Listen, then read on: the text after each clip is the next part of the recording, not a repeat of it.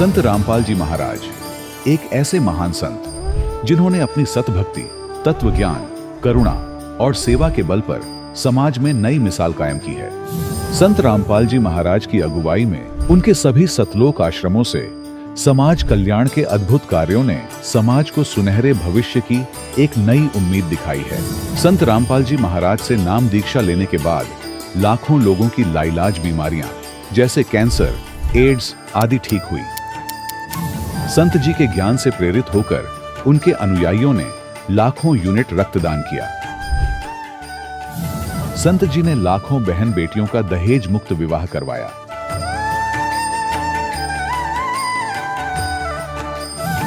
संत जी ने लाखों लोगों का नशा छुड़वाया, करोड़ों उजड़े परिवार बसे।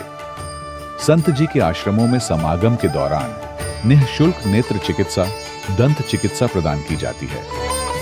संत रामपाल जी महाराज द्वारा समय समय पर पर्यावरण संरक्षण के उद्देश्य से बड़े स्तर पर वृक्षारोपण किया जाता है।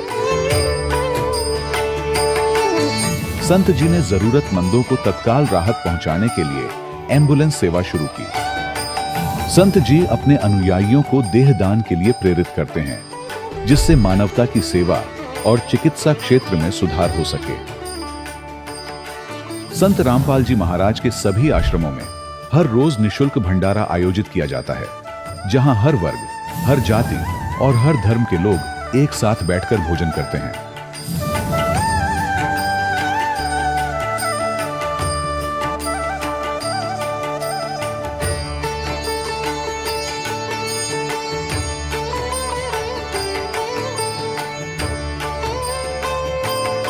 संत रामपाल जी महाराज के आश्रम में हजारों बुजुर्गों को सम्मान और प्यार के साथ जीवन जीने का अवसर मिलता है। उनके खाने, रहने और स्वास्थ्य की पूरी जिम्मेदारी संत रामपाल जी महाराज उठाते हैं। अनाथ बच्चों के लिए संत रामपाल जी महाराज के सभी आश्रम किसी वरदान से कम नहीं। यहाँ उन्हें शिक्षा, संस्कार और भविष्य के लिए बेहतर अवसर प्रदान किए जाते हैं। चाहे बाढ़ हो, भूकंप या महामारी, संत रामपाल जी महाराज और उनके अनुयायी हमेशा ही जरूरतमंदों के लिए सबसे आगे खड़े रहते हैं। कोविड महामारी के दौरान संत रामपाल जी महाराज के आश्रमों से करोड़ों लोगों के लिए भोजन, दवाइयां और जीवन रक्षक सामग्रियां उपलब्ध कराई गई। चाहे गरीब की मदद हो या किसी शोषित और पीड़ित वर्ग के हक और सम्मान की लड़ाई, संत रामपाल जी महाराज ने हमेशा ही उनकी दबी आवाज को सरकारों तक पहुंचाया है और उन्हें उचित न्याय दिलवाने में अहम भूमिका अदा की है। समाज में आध्यात्मिक और सामाजिक मूल्यों के प्रति जागरूकता लाने में संत रामपाल जी महाराज हर कदम पर मानवता के सच्चे सेवक साबित हुए हैं।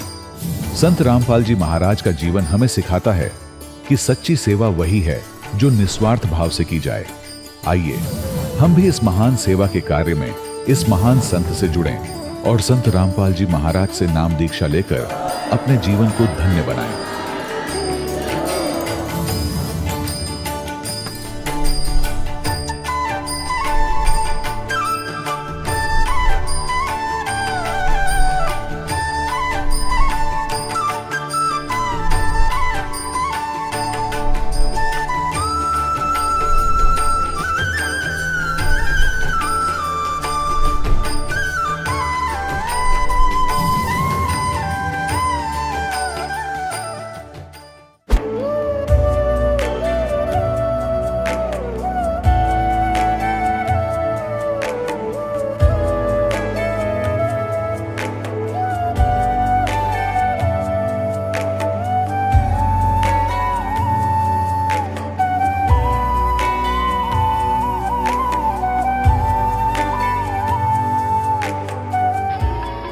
प्रभु राम देव भगवान अल्लाह खुदा ईश आदि नाम एक ही शक्ति के हैं।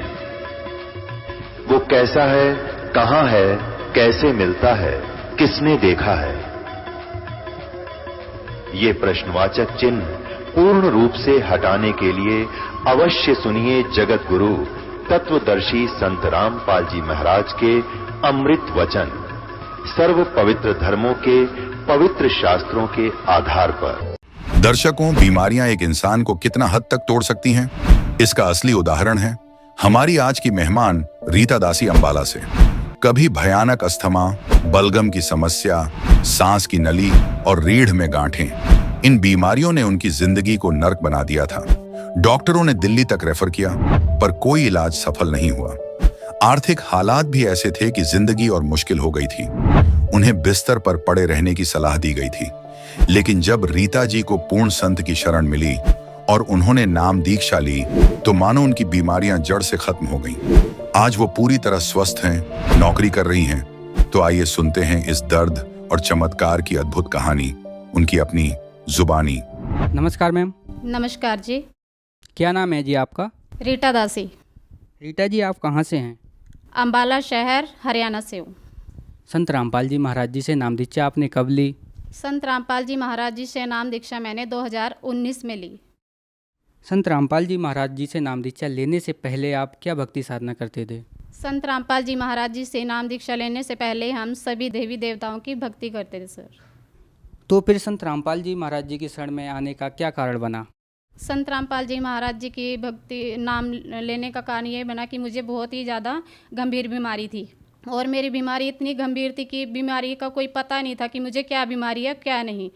तो सर मैंने सभी डॉक्टरों को दिखाया। जैसे मैंने अंबाला से हूँ तो मैंने कैंट में दिखाया, तो मुझे अस्थमा बोलते थे कि आपको अस्थमा है। तो अस्थमा चलते चलते मुझे यानी 4 साल बीत चुके थे, तो मुझे अस्थमा की ही दवाई दी जाती थी, गोलियाँ वगैरह, पंप और स्टीम वगैरह देते थे। तो सर मेरी सांस की नाली में जो गांठ थी वो बहुत बड़ी थी, और सांस की नाली मेरी बिल्कुल ही बंद हो चुकी थी। तो सांस की नाली की गांठ से मुझे ना तो मैं सो पाती थी और ना ही मैं लेट पाती थी, तो मुझे बहुत ही ज़्यादा दिक्कत रहती थी सर। तो फिर मैंने सभी डॉक्टरों को दिखाया, कैंट में भी दिखाया सर मैंने। तब मेरे मायके वाले मुझे पंचकुला ले गए, तो वहाँ पे गोयल डॉक्टर हैं 12 सेक्टर में। तो सर मैं गोयल डॉक्टर पे गई, उन्होंने मुझे पीजीआई में रेफ़र कर दिया। पीजीआई में रेफ़र करने के बाद भी डॉक्टरों को कुछ नहीं पता चला कि इसे क्या बीमारी है और क्या नहीं। पीजीआई में मेरा एमआरआई वगैरह हुआ, उन्होंने मेरे को एमआरआई स्कैन वगैरह किया, तो उन्होंने बोला कि आपकी रीढ़ की हड्डी का ऑपरेशन होगा। रीढ़ की हड्डी के ऊपर मेरे 8 सेंटीमीटर की गांठ थी सर, और वो 8 सेंटीमीटर की गांठ मेरे लंग्स और रीढ़ की हड्डी को टच किए हुए थी। तो फिर सर डॉक्टर बोलते थे कि अगर आप रीढ़ की हड्डी का ऑपरेशन करवाते हो तो आप शायद मंजे लेटे ही रहोगे, बिस्तर के लिए ही रह जाओगे। तो सर मेरे साथ इतनी प्रॉब्लम होते होते भी मैं सांस की दवाई भी खा रही थी, मुझे सांस भी नहीं आता था, और पीजीआई वाले मुझे एक भी गोली नहीं देते थे। 1 साल बीत गया सर, तो यानी कि मुझे बहुत ही दिक्कत होती थी। तो सर मैंने काफ़ी डॉक्टरों को दिखाया, मेरा कोई भी इलाज नहीं हो पाया अच्छी तरीके से। तो मेरी मम्मी है बिल्ला गांव, अंबाला शहर से ना, पंचकुला से है वो, और मेरी बहन है अंबाला से। तो मुझे वो अपने घर पे लेके गई, तो उन्होंने बोला कि संत रामपाल जी महाराज जी से आप नाम दीक्षा लो और आपकी ये बीमारी है वो सॉल्व हो जाएगी, आपको पता चल जाएगा कि आपको क्या बीमारी है और क्या नहीं। आपने सभी दवाइयाँ खा ली, झाड़ फूँक भी करवा लिया, तो आपको कोई भी लाभ नहीं, तो आप संत रामपाल जी महाराज जी के शरण में जाओ। तो उन्होंने मेरे जैसे मैं लेटी हुई थी, मैं लेट नहीं पाती थी, मुझे रजाई लेकर पीछे लगा के मुझे बिठाया जाता था सर। तो मुझे बैठाकर उन्होंने सुबह के नित्य नेम चलाए, आरती लगाई, तो जोत लगाई सर। तो मुझे ऐसे ही मैं लेट नहीं पाती थी, तो मैं 15 दिन के बाद मैं लेट गई, और लेटे लेटे मैं सो गई। 2 घंटे 1 घंटे की रमैनी सुबह की नित्यनेम होते हैं सर, मैं 1 घंटा सोई। जैसे ही कि नित्यनेम खत्म हुए तो मेरी एकदम आँख खुल गई सर। संत रामपाल जी महाराज जी की जैसे नित्यनेम चल रहे थे सर, मुझे इतना लाभ हुआ, मैं बैठ नहीं पाती थी सर, मैं वहाँ पे सो गई। और देखो इतना लाभ मालिक की दया से कि मैं 1-1 महीना ऐसे ही बैठी रहती थी सर। मुझे इतना आराम मिला कि नित्यनेम ने मुझे इतने आराम से सुला दिया कि जैसे परमात्मा ने मुझे सुला दिया हो, संत रामपाल जी महाराज जी ने। तो मैंने सोचा कि शायद मुझे यहाँ से आराम लग जाएगा, क्यों ना मैं संत रामपाल जी से नाम दीक्षा लूँ सर। फिर नामदान पे जाकर मैंने नाम दीक्षा ली सर, संत रामपाल जी महाराज जी से। बहन जी, आपने संत रामपाल जी महाराज जी से नाम दीक्षा लेने से पहले ही आपको जो है आराम होना शुरू हो गया था, केवल नित्य नियम मात्र से, ठीक है? तो क्या आपको संत रामपाल जी महाराज जी से नाम दीक्षा लेने के बाद भी कोई लाभ प्राप्त हुए? हाँ जी सर, जो रिपोर्ट में मेरे मान लो कुछ भी नहीं आता था, तो सर परमात्मा ने जैसे कि मेरी रिपोर्ट वगैरह निकलवाई। 1 साल बीत चुका था, जो मेरे मन में ये थी कि मैं नाम छोड़ दूंगी सर, तो अभी मेरे मन में ऐसी प्रेरणा हुई कि मैं संत रामपाल जी से माफ़ी मांग लूँ भी, मालिक आपके बगैर मेरा कोई नहीं है सर। मैंने सभी रिश्तेदारों के चेहरे देख चुकी थी, तो मैं अपने मान लो जो मेरे ससुराल में हैं, मेरे फैमिली वाले हैं, मैंने सबके चेहरे देख चुके। तो मालिक कहते हैं कि यहाँ पे अपना कोई नहीं है। मैंने सब महसूस किया सर, यहाँ पे अपना कोई नहीं है संसार में सर। परमात्मा से जैसे कि मैंने माफ़ी मांगी तो परमात्मा की दया से मेरी रिपोर्ट, मान लो साल से मेरा ट्रीटमेंट नहीं चल रहा था कि मुझे क्या बीमारी और क्या नहीं। जैसे ही मैंने परमात्मा संत रामपाल जी महाराज जी से अरदास लगाई तो तभी मेरी बीमारी का पता चल गया सर। तो डॉक्टरों ने मुझे एडमिट कर लिया। जो डॉक्टर मुझे बता रहे थे कि आपकी सिर्फ रीढ़ की हड्डी की प्रॉब्लम है, आपको सांस की प्रॉब्लम है, अस्थमा है, तो आप अस्थमा की दवाई खाते रहो। तो संत रामपाल जी महाराज जी की इतनी बहुत दया हुई कि जैसे कि मैंने प्रार्थना लगाई तो मेरी बीमारी का खुलासा हो चुका था। जैसे ही मैं 2021 में 11वें महीने में नवंबर में मुझे 19 तारीख को 18 तारीख को एडमिट कर लिया और सारे डॉक्टर मेरे सांस की नाली में आके गिर गए कि आपको इतनी बड़ी कुछ खड़क रहा है आपके अंदर से। सर मेरी जो आवाज़ थी सांस की वो 2 कमरे में सुन सकते थे। इतनी आवाज़ आती थी जैसे अंदर डीजे बज रहे हो सर। इतनी गंदी आवाज़ थी तो इतनी बलगम निकलती थी सर मेरे अंदर से कि कोई मान लो कोई यकीन नहीं कर सकता कि एक डस्टबिन फेंकते थे तो दूसरा भर जाता सर। और मेरा वज़न था सर, मेरा 60 किलो वज़न था जब मैं ठीक थी। तो मैं बीमारी इतनी गंभीर थी कि मेरा वज़न सिर्फ 40 किलो रह गया। 40 किलो रहने के बाद सर जब मैं डॉक्टरों के पास गई, उन्होंने मुझे एडमिट कर लिया। तो मेरी सांस की नाली का जो वो मान लो उन्होंने सीटी स्कैन वगैरह किया, उन्होंने बोला कि आपकी सांस की नाली में एक गांठ है। डॉक्टरों ने बोला कि सुबह आपका ऑपरेशन होगा। और एक डॉक्टर ऐसे आया कि जैसे कि संत रामपाल जी महाराज जी ने ही भेजा हो। मुझे बहुत डर लग रहा था ऑपरेशन से, फिर भी मैं शो नहीं करती थी कि मुझे डर लग रहा है। तो फिर जैसे भी डॉक्टर बोला कि आपकी सांस की नाली के अंदर जाएंगे और निकाल कर गांठ को बाहर ले आएंगे, तो उससे मुझे हौसला मिला कि शायद कुछ ऐसा ही होगा मेरे साथ। तो जैसे ही सुबह मेरी मम्मी ने नित्य वगैरह लगाए तो मुझे ऑपरेशन पे ले गए। सारे टेस्ट वगैरह होने के बाद दोपहर हो चुकी थी, 12 बज चुके थे। जैसे कि वो असूर निकंदर नमैनी चलाई गई, दोपहर की नमैनी होती है, मुझे ऑपरेशन थिएटर में अंदर ले जाया गया सर। फिर अंदर ले जाने के बाद मेरा ऑपरेशन हुआ सांस की नाली में और पाइप डाल के, कोई चीरा फाड़ी नहीं हुई सर, पाइप डाल के मेरा ऑपरेशन किया गया, सांस की नाली में से गांठ निकाल दी। तो सर आईसीयू में थी मैं 4 बजे मेरे को होश आ गया। 4 बज चुके थे शाम के, मुझे होश आया। तो जैसे ही मेरी ननद दरवाजे पे खड़ी थी, डॉक्टर आए कि हमने इसका जो गांठ है वो निकाल दी है, निकालने के बाद इसको लैब में भेजा जाएगा। और देखो हमने निकाल तो दिया, ये 80% निकली, अभी 20% इनके अंदर ही है, आपके सांस की नाली के अंदर ही इनके गांठ रह गई है, वो हम रिमूव नहीं कर पाए। तो फिर सर उन्होंने बोला कि आपका 21 तारीख को दोबारा फिर ऑपरेशन होगा। तो मैं अंदर ही अंदर मालिक से बोलने लगी कि मालिक ये क्या हुआ, मेरा ऑपरेशन मान लो 80% निकाला गया, तो मालिक ये क्या है, दोबारा मैं ये नहीं करवाना चाहती। तो संत रामपाल जी महाराज जी की दया से 21 तारीख भी आ गई तो मेरा ऑपरेशन कर रहे थे और मैं बिल्कुल ही, यानी कि मुझे नशा वगैरह नहीं दिया गया, मैं बिल्कुल ही होश में थी। तो उन्होंने मेरे अंदर कैमरा डाला नाक के थ्रू, तो उन्होंने जो 20% था वो भी निकालने लगे सर। वो जब उन्होंने वो निकाला तो उन्होंने हमारी छुट्टी कर दी 2 दिन के बाद। तो उन्होंने बोला कि जो ये रिपोर्ट आपकी पॉजिटिव आती है, जो गांठ निकाली है वो लैब में भेज दी गई है, भी अगर आपकी रिपोर्ट पॉजिटिव आती है तो आपको एम्स दिल्ली में रेफ़र कर दिया जाएगा। तो जो ट्रीटमेंट हमने करना था वो कर दिया है, अब हम आपका ट्रीटमेंट नहीं कर पाएंगे। सर उन्होंने बोला कि आप 1 महीने के बाद आना, आपकी रिपोर्ट आ जाएगी तो आप दोबारा चेकअप करवाना। सर ये बढ़ने वाली चीज़ है, ये बढ़ेगी और आपको दिल्ली में रेफ़र कर दिया जाएगा। मेरी फैमिली मेम्बर को ये बोला गया कि इससे बढ़ने वाला है, ये अगर पॉजिटिव आती है तो ये दिल्ली में रेफ़र कर देंगे। तो सर हम घर आ गए। तो घर आने के बाद मैंने दंडवतम प्रणाम किया गुरु जी से, परमात्मा संत रामपाल जी से। तो मैं बोली भी परमात्मा अब मैं दोबारा ये ऑपरेशन नहीं करवाऊंगी और ना ही मुझे दिल्ली जाना है। तो संत रामपाल जी से दंडवत प्रणाम करके मैंने अरदास लगाई। हमने कॉन्टैक्ट नंबर है उन पर भी कॉल की भी, गुरु जी ऐसे ऐसे संत रामपाल जी महाराज जी से कि गुरु जी ऐसे ऐसे बात हुई है और मैं दोबारा ऑपरेशन नहीं करवाना चाहती और ना ही मुझे दिल्ली जाना है, हमें आपके ऊपर पूरा विश्वास है। तो तभी सर जैसे कि 1 महीना बीत गया, जनवरी का महीना आ गया, तो उन्होंने बोला कि आपका इंडोस्कोपी होगी और आपकी रिपोर्ट पॉजिटिव है सर। तो रिपोर्ट पॉजिटिव आ गई सर। तो उन्होंने बोला कि आपकी इंडोस्कोपी होगी, उन्होंने 8 दिन का टाइम दिया और दोबारा मेरी इंडोस्कोपी करने लगे। नाक के थ्रू मेरा कैमरा डाला गया सांस की नाली में।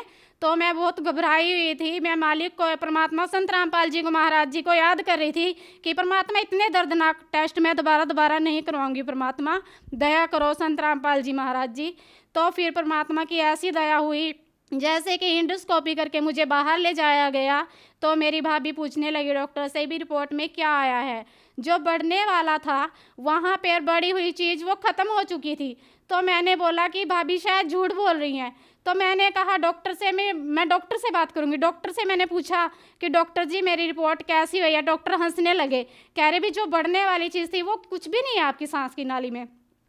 तो जो 1-1.5 महीना बीत चुका था तो उसमें भी वो बढ़ने वाली थी। सर आप अंदाज़ा नहीं लगा सकते, मेरे फ़ोन से वो फ़ोटो डिलीट हो चुकी है। नहीं मैं आपको उसकी वीडियो भी दिखाती, जो सांस की नाली से निकला हुआ था, जो कैंसर निकाला गया था मेरी सांस की नाली से, मैं आपको उसकी वीडियो भी दिखा सकती। सर जितना मोटा अंगूठा होता है इतनी मोटी सांस की नाली में गांठ थी सर। इतनी सी नाली बच रही थी जिसमें से मैं सांस ले पा रही थी, और इतनी मोटी बलगम निकलती थी सर। एक बलगम निकलती थी और दूसरी फिर बन जाती थी। मैं थूक थूक के परेशान हो जाती। जो मैं सांस की नाली से मैं बलगम भी निकालती थी सर, वो इतनी भयंकर थी कि मुझे पसीना ही पसीना आता था, और मेरे सांस ऊपर के ऊपर नीचे के नीचे रह जाते थे सर। मैं इतनी बुरी कंडीशन में जी रही थी कि मालिक को कहती थी, मालिक या तो मुझे बचा लो संत रामपाल जी से, या मेरा छुटकारा कर दो मालिक, मुझे नहीं जीना इतनी गंदी उसमें। तो मालिक की ऐसी दया हुई सर। मेरे छोटे छोटे बच्चे थे तो मालिक ने ऐसी, संत रामपाल जी ने ऐसी दया करी कि मेरी सांस की नाली का जो कैंसर था वो ख़त्म कर दिया सर मेरी रीढ़ की हड्डी में 8 सेंटीमीटर की गांठ है। वो बॉल जितनी बताते हैं डॉक्टर भी, जितनी भी छोटी बॉल होती है जिससे बच्चे खेलते हैं, मेरी रीढ़ की हड्डी पर इतनी बड़ी गांठ है सर। तो डॉक्टरों ने बोला कि आपकी रीढ़ की हड्डी का ऑपरेशन होगा, और रीढ़ की हड्डी में वो पता नहीं लगा पा रहे थे सर कि ये कैंसर है या फिर नॉर्मल गांठ है। देखो जो भी गांठ होती है वो छोटी सी होती है, वो बढ़ने वाली है, बढ़ गई है सर, बॉल जितनी हो चुकी थी। तो फिर सर जैसे बढ़ गई है तो मान लो जो सांस की नाली में कैंसर है वो कमर में भी हो सकता है, उसका खुलासा वो नहीं कर पाए कि ये किस चीज़ की गांठ है। तो फिर उन्होंने बोला कि आपको ऑपरेशन तो हो चुका है सांस की नाली का, आपको कीमोथेरेपी दी जाएगी, रेडिएशन भी दी जाएगी, और आपकी दवाई शुरू कर देंगे। लेकिन आपकी कमर में गांठ है तो आपको मान लो पहले सर्जरी करवानी पड़ेगी सर। ना ही तो आपको रेडिएशन देंगे, ना ही कीमोथेरेपी, और ना ही आपको दवाई देंगे इतना। तो फिर सर संत रामपाल जी महाराज जी से मैं अरदास करने लगी भी, परमात्मा ये एक से एक बढ़ के दुख, मालिक मैं कैसे इससे छुटकारा पाऊँ मालिक, मुझे ऐसे नहीं जीना मालिक। हम खाने से भी मोहताज थे सर, हम कहाँ से सर्जरी करवाते। तो डॉक्टरों ने बोला कि 10-12 लाख इकट्ठा कर लो सर। हम कहाँ 5-7 हज़ार रुपये, 10 हज़ार रुपये कमाने वाले, कहाँ लाखों की बात सर। ना ही मेरा आयुष्मान था, ना ही BPL, तो सर हम बहुत ही ज़्यादा परेशान थे। तो सर जो रीढ़ की हड्डी में गांठ थी उससे मैं ना ही झाड़ू लगा पाती थी। अगर मैं झाड़ू लगाती थी तो कमर के ऊपर ऐसे लगता था जैसे बाहर कुछ निकल रहा है। तो जैसे मैं झाड़ू लगाती थी, मैं थोड़ा सा ही झाड़ू लगा पाती थी 2 कदम, तो तभी मेरे को खड़ा होना पड़ जाता था। तो मैं झाड़ू नहीं लगा पाती। जैसे कपड़े धोते हैं हाथ से, तो मैं 2 मिनट भी नहीं कर पाती थी। अगर मैं थोड़ा सा भी काम करती थी मैं लेट जाती थी सर। थोड़ा सा काम करा तभी लेट गई, थक जाती थी, बहुत ही ज़्यादा थक के चूर हो चुकी थी सर। तो संत रामपाल जी महाराज जी ने इतना बड़ा कैंसर की बीमारी ठीक करी। तो मैंने सोचा कि मैं सर्जरी नहीं करवाऊंगी। अगर मुझे डॉक्टर दवाई नहीं दे रहे हैं, गोली नहीं दे रहे हैं, मुझे कीमोथेरेपी नहीं दे रहे हैं, मुझे कुछ नहीं चाहिए। जब संत रामपाल जी महाराज जी ने मुझे दिल्ली रिपोर्ट मेरी पॉजिटिव आने के बाद दिल्ली जाने से रोक लिया, क्यों संत रामपाल जी मेरी रीढ़ की हड्डी को नहीं ठीक करेंगे। तो फिर मैंने संत रामपाल जी महाराज जी से, मैं रोहतक गई हुई थी तो गुरु जी से मेरी बात हुई। तो मैंने संत रामपाल जी महाराज जी से अरदास लगाई कि मालिक, मैं संत रामपाल जी महाराज जी से बोली कि गुरुजी मुझे पहले ही सांस की नाली में गांठ थी सर गुरुजी, तो मैं मालिक संत रामपाल जी महाराज जी दया करो, मैं रीढ़ की हड्डी का ऑपरेशन नहीं करवा पाऊँगी, और मैं इतने सैंपल दे चुकी हूँ सर जी कि मैं अब दोबारा नहीं वो करवा पाऊँगी मान लो ऑपरेशन वगैरह सर्जरी। तो संत रामपाल जी बोले कि बेटा भक्ति करो और परमात्मा दया करेंगे। तो उस दिन का देखो, परमात्मा ने इतनी बड़ी दया करी कि गुरुजी ने जो बोला था वही हुआ। तो मैंने गुरुजी पे विश्वास करके, तो अब आप यकीन नहीं कर पाओगे, मैं छोटी सी जॉब करती हूँ, साइंस के काम में लगी हुई, मैं 8 घंटे बैठकर काम करती हूँ। जो मैं लेट लेट कर सारी बार लेटी रहती थी मंजे पर, तो परमात्मा ने मेरा वो बिस्तर ख़त्म कर दिया सर। और जो मेरी आर्थिक स्थिति थी मालिक ने इतनी अच्छी कर दी कि मालिक की दया से मेरे घर में वो फ्रिज भी, कूलर भी, कुछ नहीं था मेरे पास, इन्वर्टर, मोटरसाइकिल वगैरह सर, और सारा कुछ मालिक की दया से मुझे लाभ मिलने लगे सर। परमात्मा ने इतनी दया की। तो संत रामपाल जी महाराज जी से जैसे मैंने अरदास लगाई, मेरी रीढ़ की हड्डी का जो दर्द था वो ख़त्म ही हो चुका है सर। मैं 2021 में पीजीआई में जाने के बाद मैंने कभी पीजीआई का चेहरा भी नहीं देखा सर। और जो रिपोर्ट थी मैं यहाँ पे रिपोर्ट लेके आई हूँ, इससे दुगनी रिपोर्ट मेरे घर पे पड़ी है। जो वेस्टेज हैं, जो मैंने अलग अलग जगह पे मैंने ट्रीटमेंट करवाए हैं, चाहे MRI वगैरह, CT स्कैन वगैरह, कम से कम 10 किलो रिपोर्ट हैं मैं मेरे घर पे रखी हैं। और इतने डॉक्टरों में फिरने के बाद भी परमात्मा ने संत रामपाल जी महाराज जी की दया से मेरा जो कैंसर का रोग था वो भी ठीक हो गया। जो रीढ़ की हड्डी में मेरे बैक पेन थी वो भी ठीक हो गई सर। संत रामपाल जी महाराज जी से मान लो मैं जैसे नाम लिया तो मेरा कैंसर भी ठीक हुआ सर। उसके बाद जो मेरी रीढ़ की हड्डी का ऑपरेशन बताया था डॉक्टर ने, वो भी परमात्मा ने टाल दिया। सर्जरी बताई हुई थी सर, वो भी ख़त्म कर दी भी। मान लो मैं अब मेरे को ऑपरेशन की ज़रूरत ही नहीं है। मैं इतना भागती हूँ, इतना दौड़ती हूँ, मैं सुबह 6 बजे से लेकर 11 बज जाते हैं रात को, मैं अपना बिस्तर नहीं देखती। इतना परमात्मा ने दया कर रखी है मेरे ऊपर। तो सर मेरी आर्थिक स्थिति बहुत ही ज़्यादा ख़राब थी। जैसे कि आप देख ही सकते हो भी, अगर कोई बीमार होता है तो उनकी स्थिति कैसी हो जाती है। मेरा जो पति है वो ऐसे ही पीछे से पकड़ के मेरे को बैठा रहता था कि मेरी हड्डियां थी ना, वो बिल्कुल ही हड्डियां ही रह गई थी, मांस नहीं था मेरे शरीर के ऊपर। तो मुझे बैठा भी नहीं जाता था। मेरे कुल्ले वगैरह होते हैं, ये बिल्कुल ही अकड़ जाते थे, वो मुझे पकड़ के बैठते थे। 1-2 मेंबर है जो वो मुझे पकड़ कर बैठता था। जब वो मुझे पकड़ के बैठते थे तो मेरी सांस की नाली में जो गांठ थी उसकी वजह से बलगम निकलती थी सर। तो वो बहुत ही ज़्यादा भयंकर थी। वो मेरी छाती मलकर, कमर मलकर वो फिर निकलती थी। मैं बहुत ही ज़्यादा परेशान हो जाती थी। तो देखो सर, उसके चलते चलते जब मेरे पति मेरे पास ही रहते थे तो हमारा खाना पीना बिल्कुल ही बेकार हो चुका था सर। हमारे पास खाने के लिए मान लो मोहताज हो चुके थे, और सामान तो लेना मान लो क्या है, हम खाने दाने से भी परेशान हो गए थे सर।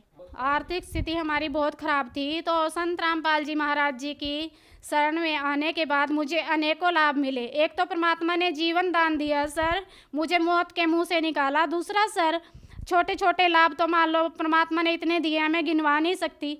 मेरी जो आर्थिक स्थिति थी परमात्मा ने सबसे पहले वो भी ठीक कर दी। उसके बाद हौले हौले हमें लाभ होना शुरू हो गया। मालिक ने, परमात्मा ने पहले मेरी बीमारी ख़त्म की, उसके बाद हमें छोटे मोटे जो सुख होते हैं परमात्मा ने, जैसे LCD वगैरह, हमारे घर पे कुछ नहीं था। इन्वर्टर, मोटरसाइकिल, परमात्मा के संत रामपाल जी महाराज जी से नाम भिक्षा लेने के बाद संत रामपाल जी ने हमारे इतने लाभ दिए हैं कि हम गिनवा नहीं सकते सर।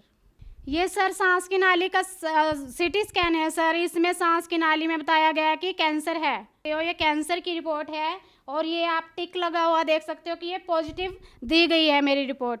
ये कैंसर की रिपोर्ट है सर। जैसे कि 1 महीना बीतता है तो उन्होंने, डॉक्टरों ने बोला था कि आपकी इंडोस्कोपी होगी।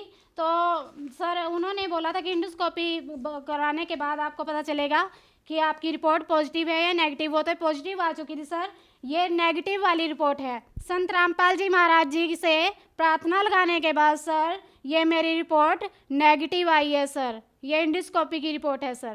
देखिए सर जी, ये मेरी रीढ़ की हड्डी पे गांठ नज़र आ रही होगी आपको, ये 8 सेंटीमीटर की गांठ है सर। ये संत रामपाल जी महाराज जी की दया से आप बिल्कुल ठीक है, ना ही मुझे ऑपरेशन की ज़रूरत पड़ी और ना ही कुछ। और सर ये लिखी हुई है, इसमें लिखा गया है कि ये 8 सेंटीमीटर की गांठ है। ये बताया गया है कि जो मेरी रीढ़ की हड्डी में प्रॉब्लम है सर, आप देख सकते हो सर जी। आप ये देख सकते हो, ये मेरी पीजीआई की सारी फाइल्स वगैरह बनी हुई है। आप मेरा रिकॉर्ड चेक करवा सकते हो। ये RT में है, ये मेरी फाइल नंबर है। ये 4001 रूम नंबर में मेरी सारी फाइल जमा है। अगर आप किसी को भी संकोच हो कि आपको कैंसर है या नहीं, आप मेरी रिपोर्ट चेक कर सकते हो सर। ये मेरी जो भी डिटेल है ये वहाँ पर जमा हुई है। जो मुझे बोलते हैं कि जब परमात्मा को मान लो याद करने, संत रामपाल जी महाराज जी का गुणगान करने का टाइम आता है तो लोग कहते हैं कि इसको कैंसर नहीं है। तो उनकी ये आंखें खोलने के लिए बोला गया है कि ये जो 4001 में ये आरटी रूम है, जहाँ पर आप देख सकते हो, जहाँ पर मेरी फाइल जमा है, वहाँ पर आप देख सकते हो कि संत रामपाल जी महाराज जी ने मेरा कैंसर कैसे ठीक किया। जो मेरे भगवान को ये बोलते हैं कि इसको बीमारी नहीं थी, ये तो ऐसे ही ऑपरेशन से ठीक हो गई, तो मान लो जो कीमोथेरेपी दी जाती है और मान लो ये रेडिएशन वगैरह दी जाती है, गोली वगैरह दी जाती है, उससे कैंसर ठीक होता है। तो मेरे संत रामपाल जी महाराज जी की दया से मुझे ना ही गोली खानी पड़ी और ना ही मुझे कीमोथेरेपी की और ना ही रेडिएशन की ज़रूरत पड़ी भगत जी सर जी। तो देखिए सर जी, तो ये मेरी फाइल जमा है 4001 रूम में। मैं बार बार बताती हूँ, जिनको संकोच है कि मान लो इसको कैंसर नहीं था वो देख सकते हैं। बहन जी, आपने बताया कि संत रामपाल जी महाराज जी की शरण में आने के बाद आपका कैंसर ठीक हुआ। आपने नेगेटिव रिपोर्ट भी दिखाई, पॉजिटिव रिपोर्ट भी दिखाई। ये मेडिकल साइंस में बहुत बड़ा चमत्कार है। आप दोनों यहाँ पे सबूत के तौर पे दिखा रहे हैं।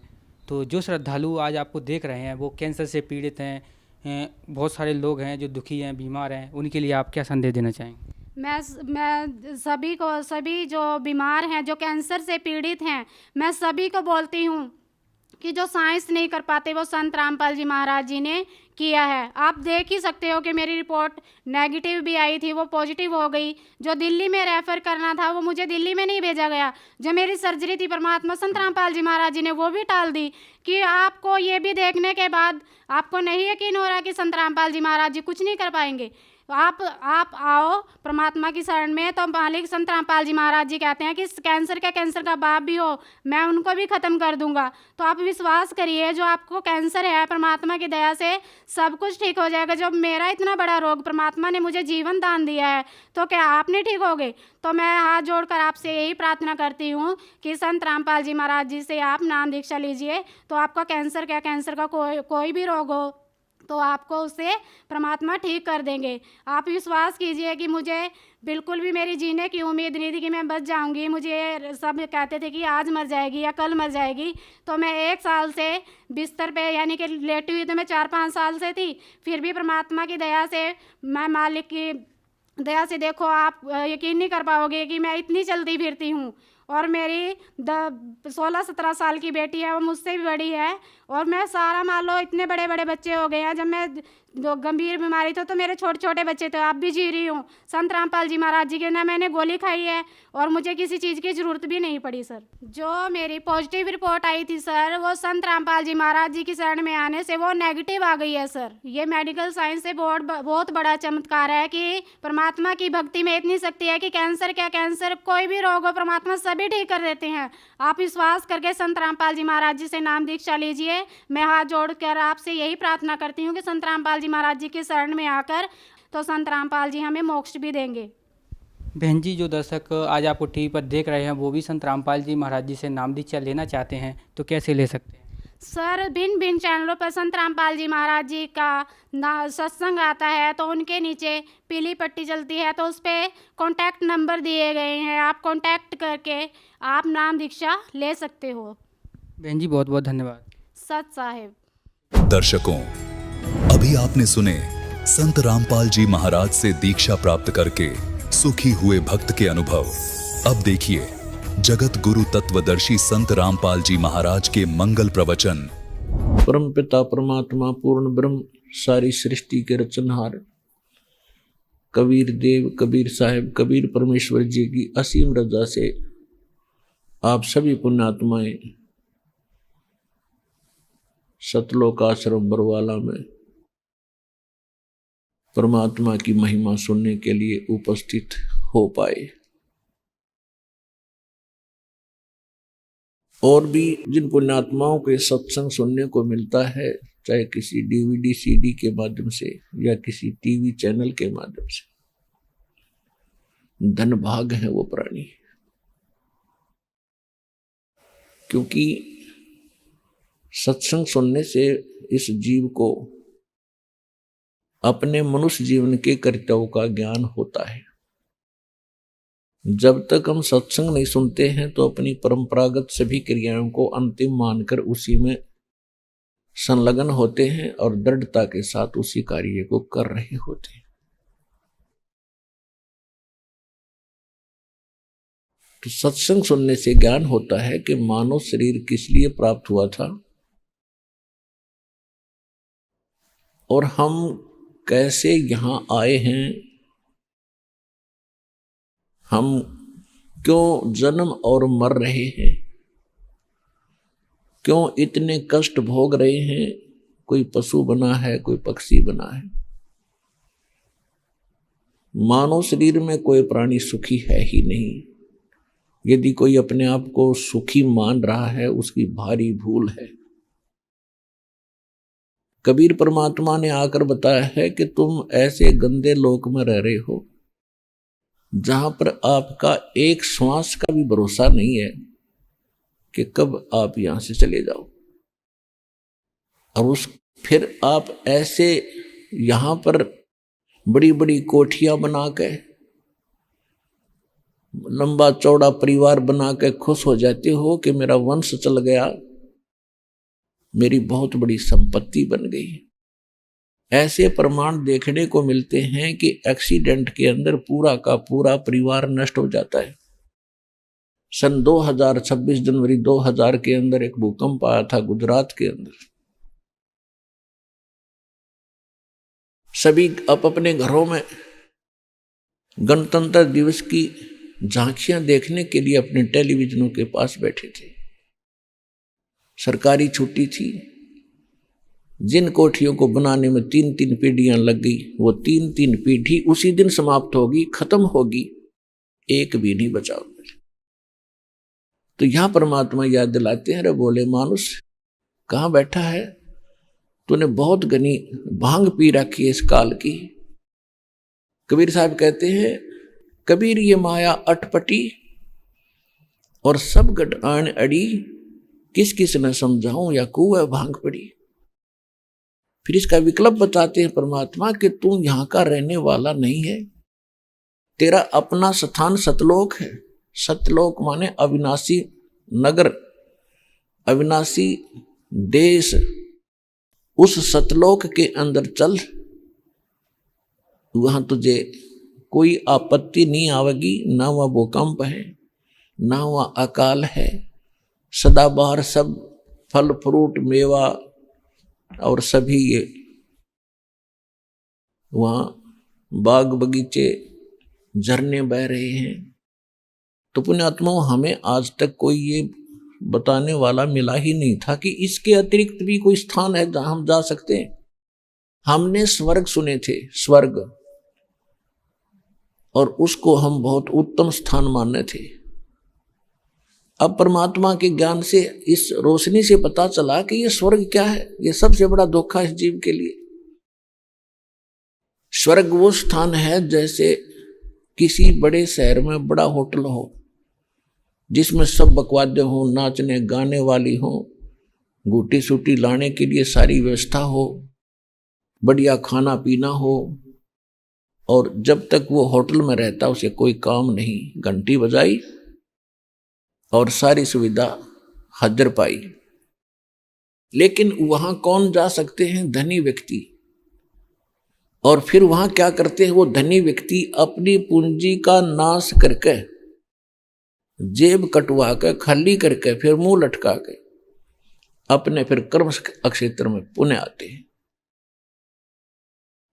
ये स्वर्ग ऐसा बताया परमेश्वर कबीर जी ने, जैसे गर्मियों के दिनों में आप शिमला चले जाते हो 2 महीने, वो भी कौन जा सके? जो सेठ साहूकार पैसे वाले होंगे, धनी, और 50,000 रुपये ले जाएंगे, होटल में कमरा किराए पर लेंगे और सब अपनी जेब से सब खर्चा करेंगे, और 2 महीने में वो 50,000 रुपये खत्म हो जाएंगे, जेब खाली हो जाएगी। फिर मुंह लटका के वापस वहीं आएंगे। तो 10 महीने तक फिर वो अटपट करके पैसे जोड़ो। अगले वर्ष हो सकता है वो पैसे ना बने, 2 महीने के लिए फिर वहां टाइम पास करने के लिए। तो परमात्मा ने बताया है कि यहां जितने भी ऋषि मुनि, साधु संत, साधक जो साधना किया करते थे और वो स्वर्ग में चले जाते थे। स्वर्ग एक बहुत बड़ा होटल है, वहां पर सब बकवासे हैं, और अपने ही उस पुनों की पूंजी से वो सब वहां अपना खर्च किया करते थे। और जब उनकी पूंजी समाप्त हो जाती थी, उनको धक्का मार के बाहर निकाल दिया जाता है, फिर नरक में डाले जाते थे। अब परमात्मा ने वो स्थान बताया है कि जहां जाने के बाद आप कभी लौटकर संसार में नहीं आओगे। ये हमारे सदग्रंथों में यह स्थान विद्यमान था, इसके बारे में विवरण था, लेकिन हमारे धर्म गुरु उसको स्पष्ट नहीं कर सके क्योंकि उनको कंप्लीट स्पिरिचुअल नॉलेज नहीं था, संपूर्ण अध्यात्म ज्ञान नहीं था। वो हमें कहाँ लगाए रखा है उन्होंने? श्री ब्रह्मा जी को तो हम ये पूज्य बताते ही नहीं थे, श्री विष्णु जी और शंकर जी को, श्री दुर्गा जी को और बाकी अन्य सभी देवी देवताओं को, हनुमान जी को, भैरव और भूत बतालों को, इन सबको पुजवा रहे थे। और कोई एकाध ही किसी की बुद्धि जाती थी जो ब्रह्म तक की साधना करते थे और वो अपने आप को सबसे श्रेष्ठ मानते थे। अब परमात्मा के तत्व ज्ञान से पता चला कि ये जो ब्रह्म कौन है? ये तो काल है, 21 ब्रह्मांड का स्वामी है, जिसने आपको यह महा कष्ट दे रखा है, अपने स्वार्थ वश रोक रखा है। ये था वो ब्रह्म। तीन देव को सब कोई ध्यावे, उस चौथे देव का मर्म न पावे। चौथा छोड़ पांचवें को ध्यावे, कहे कबीर सो हम पर आवे। तो परमात्मा कहते हैं कि इन तीन देवताओं को तो सभी पूजते हैं और चौथे का कोई एकादा ही यानी ब्रह्म को बहुत ही कम जानते हैं। और चौथे को भी छोड़ पांचवा यानी स्वयं परमात्मा है, उनको छोड़कर जो हम पर आते हैं, कहते हैं उनका फिर जन्म मरण नष्ट हो जाता। जिनको पांचवें का ज्ञान हो जाता वो हमारे पास आ जाते। तो पुण्यात्माओं, उस परमेश्वर ने स्वयं आकर हमें ये ज्ञान दिया है कि एक और स्थान है जहां कोई दिक्कत नहीं, कभी मृत्यु नहीं होती। जैसे श्रीमद् भगवत गीता पवित्र हिंदू धर्म के श्रद्धालुओं के लिए एक अनमोल ग्रंथ है और बहुत ही आदरणीय ग्रंथ रहा है। हमारे धर्मगुरु इसी को नहीं समझ सके, ये संकेत क्या कर रहे हैं। ये कहते रहे श्री कृष्ण जी ने गीता जी का ज्ञान दिया। यदि हम ये मानकर चलें कि श्री कृष्ण जी ने गीता जी का ज्ञान दिया, वैसे तो श्री कृष्ण जी के शरीर में प्रवेश करके इस काल भगवान ने, ब्रह्म ने ये ज्ञान बताया। जैसे कोई भूत प्रेत प्रवेश करके दूसरे की बॉडी में अपना ज्ञान दे देता है। जैसे ब्रह्मा कुमारी पंथ है, ये माउंट आबू पे, ये एक भूत का चलाया हुआ है। किसी में एक भूत आता है, कोई माई में या किसी भगत में, और वो अपनी अटपट बकवास करके चला जाता है। तो इसी प्रकार वो काल श्री कृष्ण जी में प्रवेश करके बोल रहा था। यदि हम श्री कृष्ण ही मानकर चलें और ये कहा करते श्री कृष्ण जी सर्वेश्वर हैं, अमर हैं, विष्णु जी के अवतार थे और ये सब के मालिक हैं, सब ब्रह्मांडों के रचनहार हैं, इनकी जन्म मृत्यु नहीं होती। श्रीमद् भगवत गीता अध्याय नंबर 2 श्लोक 12 में, श्रीमद् भगवत गीता अध्याय नंबर 4 श्लोक 5 और 9 में, श्रीमद् भगवत गीता अध्याय नंबर 10 के श्लोक नंबर 2 में गीता ज्ञानदाता कहता है, अर्जुन तेरे और मेरे बहुत जन्म हो चुके, तू नहीं जानता, मैं जानता हूं। तो ये खाक थे हमारे धर्मगुरु, इस सदग्रंथ को नहीं बता सके ढंग से। ये कहना क्या चाह रहे हैं? गीता ज्ञानदाता कहता मैं नाशवान, तू भी नाशवान है। फिर क्या बताया है कि परमात्मा जो वास्तव में अविनाशी परमात्मा तो कोई और है। गीता अध्याय नंबर 15 के श्लोक नंबर 16 और 17 में और गीता अध्याय नंबर 15 के श्लोक 1 से 4 में यह बताया कि उल्टा लटका हुआ संसार रूपी वृक्ष है, ऊपर को उसकी जड़ है और नीचे को 3 गुण रूपी शाखा है। और जो संत इस उल्टे लटके हुए संसार रूपी वृक्ष के सभी पार्ट बता देगा, सभी भाग बता देगा, सवेदवित, वो तत्वदर्शी संत है। गीता अध्याय नंबर 4 के श्लोक नंबर 32 और 34 का निष्कर्ष है कि गीता ज्ञानदाता कहता है कि मैंने जो अभी तक धार्मिक यज्ञों की जानकारी दी है ये कंप्लीट नहीं है। वो कंप्लीट जानकारी तो स्वयं परमात्मा अपने मुख कमल से बोलता है, उसको तत्व ज्ञान कहते हैं। वो सहशरीर आता है यहाँ के अपने मुख कमल से बोलता है, उसको तत्व ज्ञान कहते हैं। और उस तत्व ज्ञान को तू तत्वदर्शी संतों के पास जाकर समझ, उनको दंडोत प्रणाम करके और कपट छोड़कर प्रश्न करने से वो तत्वदर्शी संत तुझे उस परमात्म तत्व का, वो तत्व ज्ञान का उपदेश करेंगे। तो इससे सिद्ध है कि गीता ज्ञान दाता भी नहीं जानता उस तत्व ज्ञान को। और फिर 15वें अध्याय के प्रथम मंत्र में यह भी क्लियर कर दिया है कि वो तत्वदर्शी संत होगा कौन, क्या पहचान है उसकी, कि उल्टे लटके हुए संसार रूपी वृक्ष को, उसके सभी विभागों को जो बता देगा वो तत्वदर्शी संत है। तो परमेश्वर स्वयं ये लीला करते हैं, चारों युग में मेरे संत पुकारे, कूक कहा हम हेल रे, हीरे माणिक मोती बरसे, ये जग चुगता ढेल रे। परमात्मा बताते हैं कि हम चारों युगों में आते हैं और अपने प्यारी आत्माओं से मिलते हैं, उनको तत्व ज्ञान से परिचित कराते हैं, वो भी गुण गाते हैं सच्चाई का, यथार्थ भक्ति मार्ग का। और मैं स्वयं भी एक संत की भूमिका करके यही ज्ञान बताता हूं।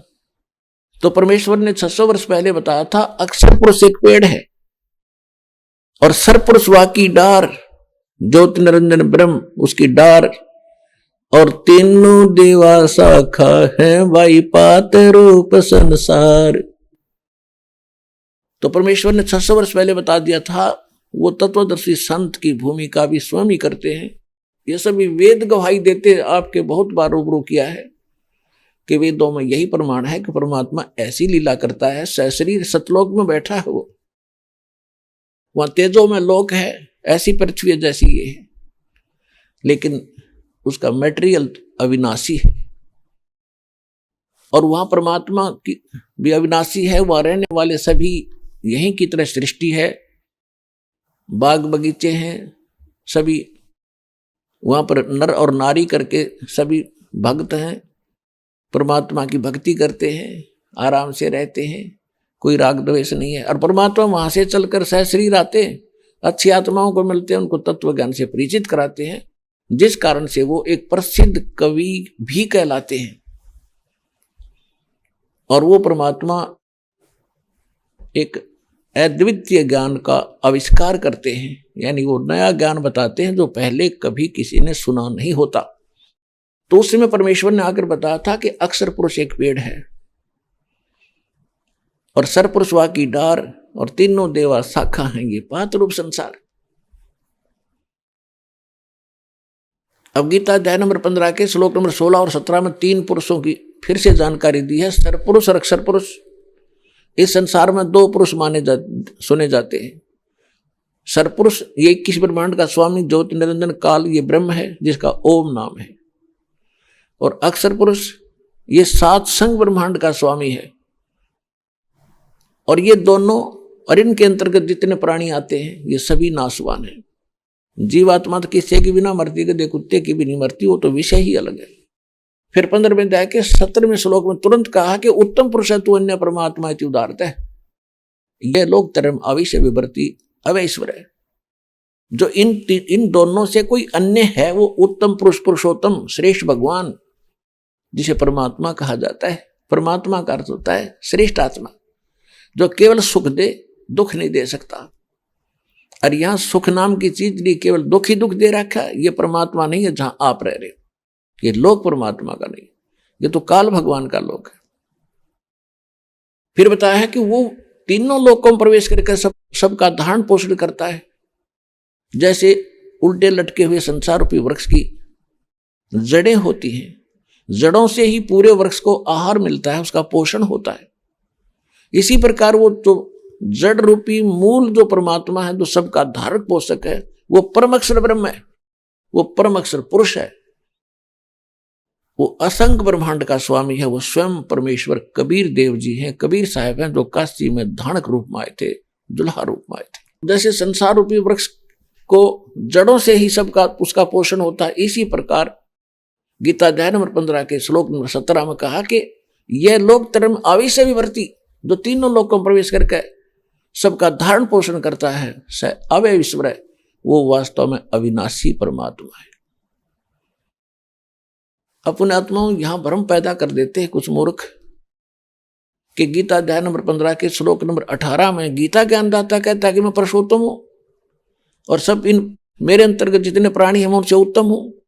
ये यहां क्या कहना चाहता है कि मेरे 21 ब्रह्मांड के अंदर जितने मेरे अंतर्गत प्राणी हैं उनसे मैं श्रेष्ठ हूं, उन तो तगड़ा हूं, ताकतवर हूं, जो चाहे सो कर दूं इनके लिए। इसलिए मैं लोक वेद के आधार से, लोक वेद माने दंत कथा कही सुनी, इन बातों से मैं पुरुषोत्तम पर सिद्ध हो रहा हूं। पुरुषोत्तम तो प्रसिद्ध कर दिया 15वें अध्याय 17वें श्लोक में, तो कोई और है। अब लोकवेद क्या होता? सुनी सुनाई कथाएं। जैसे हमने सुन रखा था कि ब्रह्मा विष्णु महेश अविनाशी है, इनके कोई माता पिता नहीं है, यह था लोकवेद, दंत कथा, बकवाद, झूठी कहानी। और अब पता चला इतिहास से, इनकी जीवनी से, कि नासवान है, इनकी जन्म मृत्यु होती है, इनकी माता दुर्गा और पिता ये ज्योत स्वरूपी निरंजन काल है। हमारे सदग्रंथ भी बताते हैं, और परमात्मा ने जो सुख संवेद दिया उसमें तो कंप्लीट स्पिरिचुअल नॉलेज है, उसके अंदर सारा ये विवरण मिला। तो वो लोकवेद के आधार से हम मान रहे थे ब्रह्मा विष्णु महेश से ऊपर कोई शक्ति नहीं, ये तो शक्ति के सबसे निम्न स्तर के देव हैं। इसके बाद तो शक्तियां शुरू होती है। तो पुण्यात्माओं, परमात्मा ने दया करी, सतगुरु आए दया करी, ऐसे दीन दयाले, बंदी छोड़ वृतास कहा, जठर गनी प्रतिपाल। गरीबदास साहब जी कहते हैं, सतगुरु आए दया करी, उस परम पिता ने आपका ऊपर मेहर करी, दया करी, ऐसे दीन दयाल उन्होंने आकर यह ज्ञान दिया कि एक और स्थान है।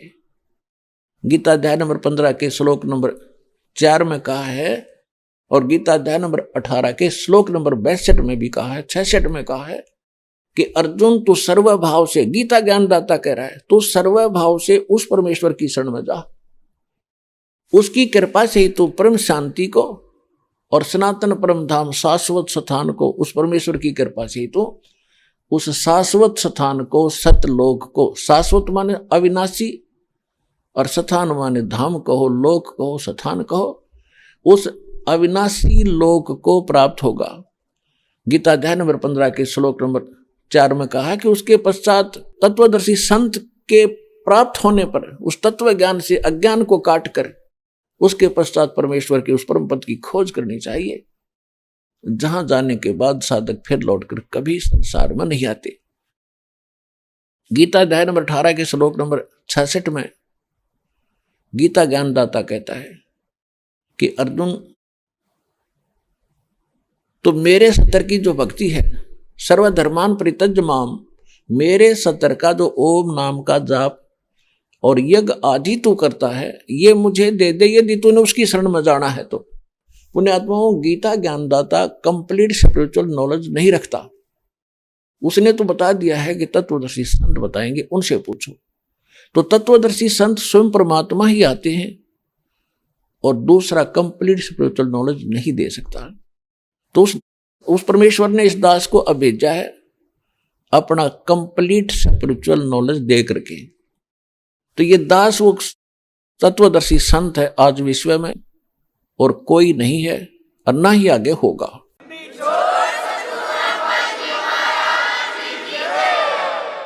तो इसमें क्या बताया है कि जैसे गीता ज्ञानदाता ने गीता अध्याय नंबर 8 के श्लोक नंबर 13 में अपनी साधना बता दी। ओम इति एकाक्षरम ब्रह्म व्यवहारण माम अनुस्मरण ये प्रयाति तजन देहम सयाति परमाम गतिम। मुझ ब्रह्म की, गीता ज्ञानदाता ब्रह्म है, इसमें स्पष्ट भी हो गया है कि मुझ ब्रह्म का केवल एक ओम मंत्र है, नथिंग एल्स, और नहीं कुछ भी। और जो अंतिम श्वास तक इसका सेवन करता हुआ शरीर छोड़कर जाता है तो वो परम गति को प्राप्त होता है। कौन सी परम गति को? जो ओम से होती है। ओम के जाप से ब्रह्मलोक प्राप्त होता है। श्री देवी भागवत 7वें स्कंद में श्री देवी जी खुद कह रही है राजा हिमालय को कि तू सब बातों को छोड़ दे और मेरी भक्ति भी त्याग दे, जितना मोक्ष चाहिए से। जैसा वो ज्ञान जानती थी ब्रह्म तक का, ये ओम नाम का जाप कर, ब्रह्म पाने का उद्देश्य रख, तेरा कल्याण हो जाएगा और ब्रह्म लोक को प्राप्त हो जाएगा। वो ब्रह्म लोक में रहता है, ब्रह्म दिव्य आकाश रूपी ब्रह्म लोक में वो ब्रह्म रहता है। तो ओम नाम के जाप से ब्रह्म लोक प्राप्ति होती है। गीता अध्याय नंबर 8 के श्लोक नंबर 16 में स्पष्ट कर दिया है कि ब्रह्मलोक में गए हुए प्राणी भी जन्म मृत्यु के अंदर हैं, पुनरावृत्ति में है। पुनरावृत्ति माने आवागमन, यानी ये चक्कर बना ही रहेगा। तो इसलिए तो उसने कहा कि तू उस सर्वभाव से उस परमेश्वर की शरण में जा और उसके लिए तत्वदर्शी संतों की खोज कर। तो यहां कहने का भाव ये है कि गीता ज्ञानदाता ने अपना मंत्र बता दिया ओम। अब गीता अध्याय नंबर 17 के श्लोक 23 में कहा है कि ओम तत्सत इति निर्देश ब्रह्मण त्रिविध समर्थ। ब्राह्मणा तेन वेदा च यगा विहिता पुरा। सचिदानंद घर्म ब्रह्म परम अक्षर ब्रह्म के पाने का 3 मंत्र का जाप का निर्देश है। निर्देश माने फाइनल, नथिंग एल्स, और कोई अटपट नहीं उसके साथ। 3 मंत्र का जाप है, उससे वो परम अक्षर ब्रह्म प्राप्त होगा। ओम तो ओम है ये ब्रह्म का, अक्षर पुरुष का, और तत्व ये सांकेतिक है, ये अक्षर पुरुष का जो 7 संग ब्रह्मांड का स्वामी है। और सत्य ये परम अक्षर ब्रह्म का, ये भी सांकेतिक गुप्त है, इस दास के पास है। और ओम और तत् शब्द मिलकर ये 2 अक्षर का सतनाम बनता है। और जो तीसरा मंत्र वो सार नाम है। ये सतनाम भी अभी तक गुप्त था और सार नाम भी गुप्त था। परमात्मा कहते हैं सो हम शब्द हम जग में लाए और सार शब्द हमने गुप्त छिपाए। वेदों में प्रमाण है, ऋग्वेद मंडल नंबर 9 सूक्त 95 के मंत्र 2 में, कि वो परमात्मा स्वयं आकर अपनी वाणी द्वारा ज्ञान प्रचार करता है और वो एक विशेष मंत्र, गुप्त मंत्रों का रहस्य वो आविष्कार करता है, गुप्त मंत्र का आविष्कार करता है। यह परमात्मा कहते हैं सो हम शब्द हम जग में लाए। किसी भी ग्रंथ में आज तक, किसी भी धर्म के ग्रंथ में जब तक परमात्मा नहीं आए थे 600 वर्ष से पहले, आप देख लिए पुराण, कुरान, बाइबल और अपने वेद, गीता, सोहम शब्द आपको नहीं मिलेगा। तो सोहम शब्द हम जग में लाए और सार शब्द हमने गुप्त छुपाए। तो पुण्यात्मा उस परमात्मा ने बताया है, जैसे गीता अध्याय नंबर 18 के श्लोक 66 में कहा है, सर्व धर्मान परित्यज माम। क्योंकि ये कंप्लीट कोर्स है, इस 3 मंत्र का जाप करना पड़ेगा जिसने मोक्ष चाहिए। फिर ये कहता है जब तत्वदर्शी संत मिलेगा तो ज्ञान भी कंप्लीट देगा, मंत्र भी सही देगा। तो इसलिए कह रहा है कि उस मंत्र में, जो 3 मंत्र के जाप में जो मेरा मंत्र है ओम, उसकी धार्मिक क्रियाएं सारी कमाई मुझे दे दे, तब मैं तुझे मुक्त कर दूंगा, छोड़ दूंगा। तू जा सकता है उस परमात्मा की शरण में, जिसके लिए 18वें अध्याय के 62वें श्लोक में कहा है, सर्व धर्मान परित्यज माम एकम शरणम व्रज।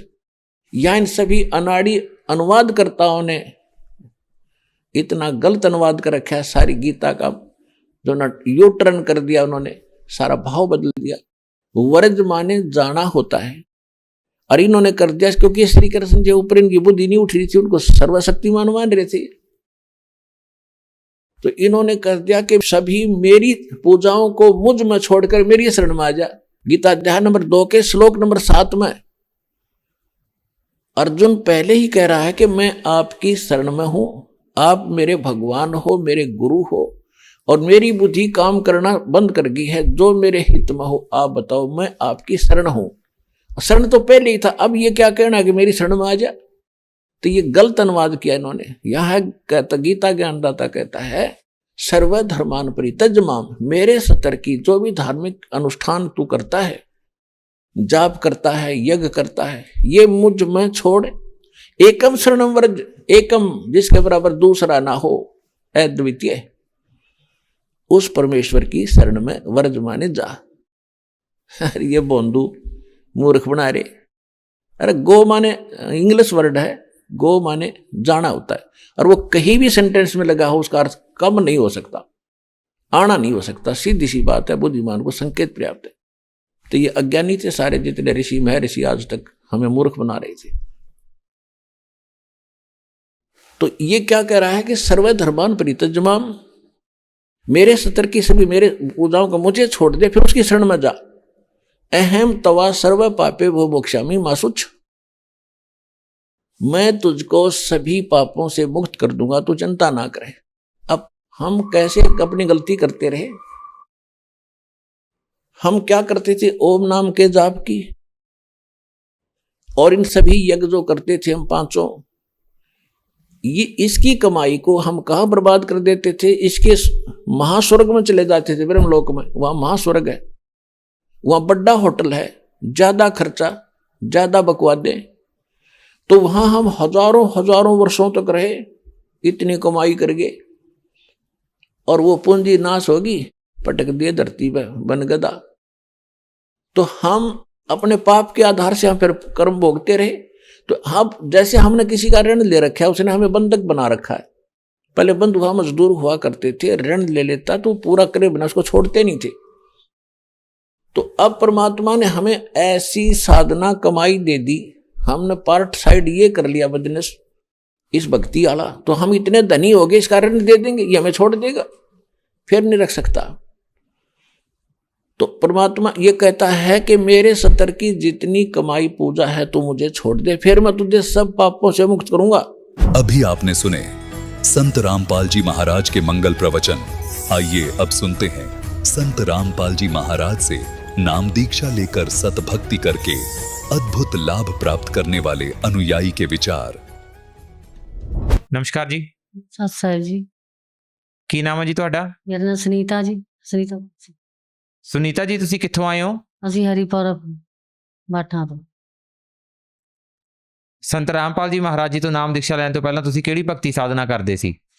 ਲੱਖ ਦਾਤੇ ਨੂੰ ਮੰਨਦੇ ਸੀ। ਸੰਤ ਰਾਮਪਾਲ ਜੀ ਮਹਾਰਾਜ ਜੀ ਤੋਂ ਨਾਮ ਦੀਕਸ਼ਾ ਕਿਵੇਂ ਲਈ? ਕਿਵੇਂ ਲਈ? ਮੈਂ ਬਿਮਾਰ ਬਹੁਤ ਹੋ ਗਈ ਸੀ ਜੀ। ਬਿਮਾਰ ਹੋਣ ਦੇ ਕਾਰਨ ਜਿੱਦਾਂ ਇਹ ਨਾਮ ਦੀਕਸ਼ਾ ਅਸੀਂ ਲਈ ਹੈ ਜੀ ਗੁਰੂ ਰਾਮਪਾਲ ਮਹਾਰਾਜ ਜੀ ਤੋਂ। ਨਾਮ ਦੀਕਸ਼ਾ ਲੈਣ ਤੋਂ ਬਾਅਦ ਤੁਹਾਨੂੰ ਕੀ ਲਾਭ ਪ੍ਰਾਪਤ ਹੋਏ? ਲਾਭ ਜੀ ਮੈਨੂੰ ਬਹੁਤ ਹੋਏ। ਮੈਨੂੰ ਜਿੱਦਾਂ ਸਾਰੇ ਡਾਕਟਰਾਂ ਨੇ ਜਵਾਬ ਦੇ ਦਿੱਤਾ ਸੀ ਜੀ, ਲੁਧਿਆਣੇ ਵਾਲੇ ਨੇ ਵੀ, PGI ਵਾਲੇ ਨੇ ਵੀ, ਤੇ ਕਹਿੰਦੇ ਸੀ ਵੀ ਇਹਦੇ ਵਿੱਚ ਕੱਖ ਨਹੀਂ ਹੈਗਾ, ਤੁਸੀਂ ਘਰ ਨੂੰ ਲੈ ਜਾਓ ਇਹਨੂੰ। ਤੇ ਫਿਰ ਮੈਂ ਜਾਣੀ ਨਾਮਦਾਨ ਉਦੋਂ ਮੈਂ ਲਿਆ ਨਹੀਂ ਸੀਗਾ, ਬਾਅਦ 'ਚ ਨਾਮਦਾਨ ਲਿਆ ਮੈਂ। ਜਿੱਦਾਂ ਮੈਨੂੰ ਕੋਈ ਭਗਤ ਮੇਰਾ ਪਤਾ ਲੈਣ ਗਿਆ, ਉਹਨੇ ਮੈਨੂੰ ਇਹ ਗੱਲ ਕਹੀ ਵੀ ਤੁਸੀਂ ਪਰਮਾਤਮਾ ਦਾ ਨਾਮ ਲਓ, ਧੰਨ ਕਬੀਰ, ਮੈਂ ਏਦਾਂ ਹੀ ਕਹਿੰਦੀ ਰਹੀ। ਤੇ ਜਾਣੀ ਮੇਰੇ ਤੋਂ ਬੋਲ ਨਹੀਂ ਸੀ ਹੁੰਦਾ, ਨਾ ਮੇਰੇ ਤੋਂ ਤੁਰੇ ਹੁੰਦਾ ਸੀਗਾ ਜੀ। ਤੇ ਲੁਧਿਆਣੇ ਜਿੱਦਣ ਅਸੀਂ ਵੀਜ਼ਾ ਜੀ ਗਏ ਆ, ਤੇ ਉੱਥੋਂ ਜਾਣੀ ਦੂਏ ਦਿਨ ਹੀ ਸਾਨੂੰ ਵਾਪਸ ਘੱਲ ਦਿੱਤਾ। ਕਹਿੰਦੇ ਵੀ ਜਾਣੀ ਠੀਕ ਆ, ਇਹ ਘਰ ਨੂੰ ਲੈ ਜਾਓ ਇਹਨੂੰ। ਜਦ ਅਸੀਂ ਮੁੜ ਕੇ ਆਏ, ਸਾਡੇ ਸਾਰੇ ਪਿੰਡ ਦੇ ਦੇਖਣ ਵੀ ਇਹ ਕਿੱਦਾਂ ਮੁੜ ਕੇ ਆ ਗਿਆ। ਤੇ ਗੁਰੂ ਜੀ ਨੇ ਇੰਨਾ ਲਾਭ ਕੀਤਾ ਸਾਡੇ ਤੇ, ਮੇਰੇ ਤੇ ਮੈਨੂੰ ਜੀਵਨ ਦਾਨ ਬਖਸ਼ਿਆ। ਮੈਂ ਠੀਕ ਹੋ ਗਈ। ਜਿੱਦਾਂ ਮੈਂ ਦਵਾਈ ਵੀ ਹੁਣ ਛੱਡ ਦਿੱਤੀ ਜੀ।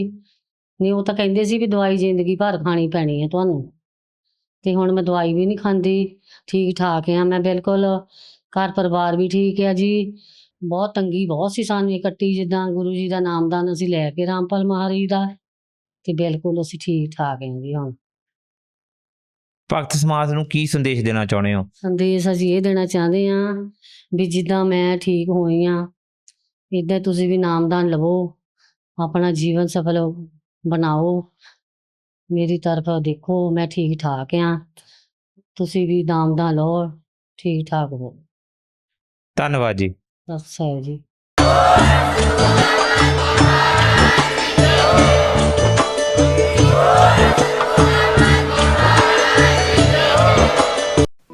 आप सुन रहे थे जगत गुरु तत्वदर्शी संत रामपाल जी महाराज के मंगल प्रवचन। अधिक जानकारी के लिए संपर्क करें।